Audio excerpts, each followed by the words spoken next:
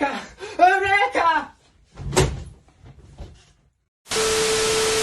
What you just witnessed was my personal reenactment of the epiphany of one of science's greatest minds, Archimedes of Syracuse.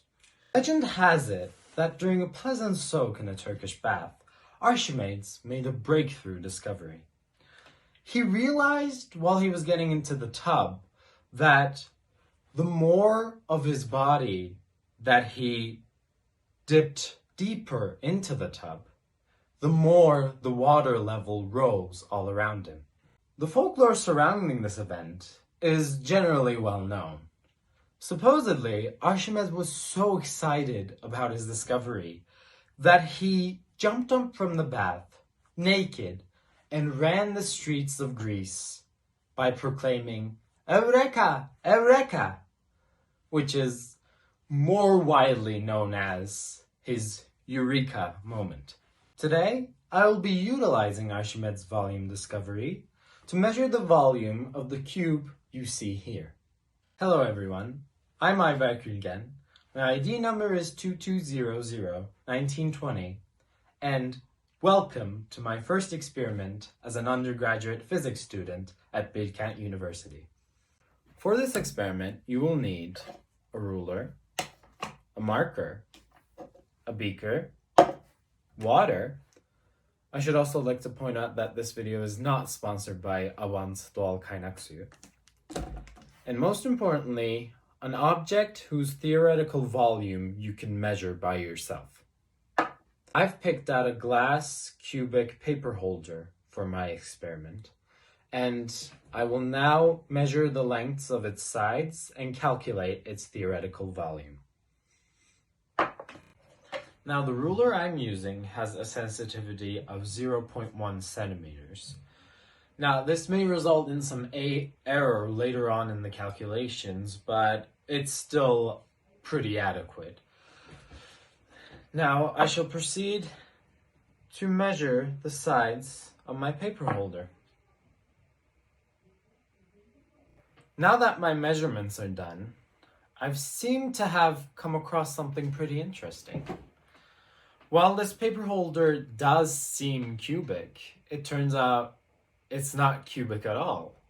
While the sides are pretty similar in length, they differ by about 0.1 centimeters. The first side is 3.7, the second side is 3.6, and the final side is 3.8 centimeters, which gives us a total value of 50.616 milliliters for its theoretical volume. Now that my theoretical calculations are done, I can move on to experimental results. I have here a beaker with a sensitivity of about 50 milliliters in front of me. I will now proceed to pour 400 milliliters of water into the beaker and then drop my paper holder into it. I have moved up a little closer so it will be easier for you all to see the experiment be carried out. I have put 400 milliliters of water into the beaker, like I said, and now I will mark it. Because the beaker I have is not very sensitive, I shall also relate the water level in centimeters by using a ruler. Thus, when I add in my paper holder, I will be able to measure to a more sensitive extent how much volume of water it displaces. Now, the water level for 400 milliliters of water seems to be about 7.2 centimeters. However, this level rises once we add the paper holder. Total volume of the water with the paper holder added gives us a water level of about 8.1 centimeters, which, when related with the 7.2 centimeters to 400 milliliters ratio, we get about 450 milliliters in total. Now, we know that we started off with about 400 milliliters of water. So once that is subtracted from the final result, we have 50 milliliters for the volume, the experimental volume of the paper holder. As is the standard for every physical, real-life experiment, this procedure comes with its errors, and thus, to make sure that my results are consistent, I will be performing this 5 more times.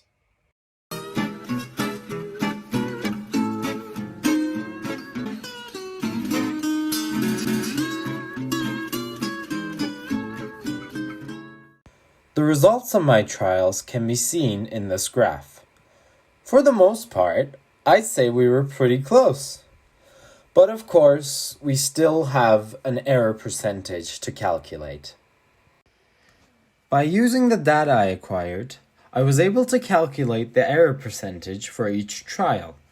While it did seem minimal at the start, it escalated drastically by the end of the final trial.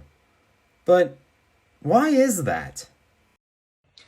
The errors observed in this experiment can be due to a variety of reasons.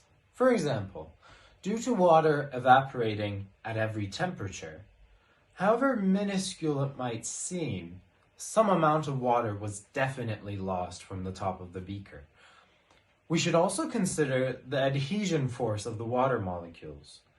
Every time I repeated this procedure, a small amount of water got stuck to my hand and to the sides of the beaker, causing, yet again, a water loss. This error can also be due to the fact that our measurement tools had low sensitivity. Sure, 0.1 centimeters might seem enough at first, but they can surely lead to big changes for the final result.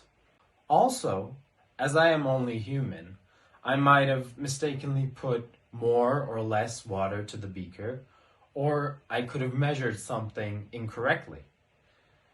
Finally, it is also possible that the paper holder I have is not completely homogeneous, as it has a figure of dolphins within it, and that could be consisting of empty space, which would lead to a volume reduction. By a more general perspective, however, we do see that Archimed's volume discovery actually works.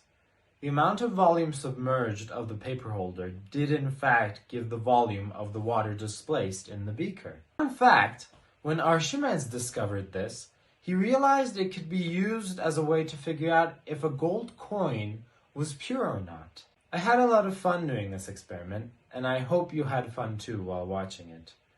And maybe you learned something new as well. Perhaps I can make more videos like this later on, so stay tuned. See you then!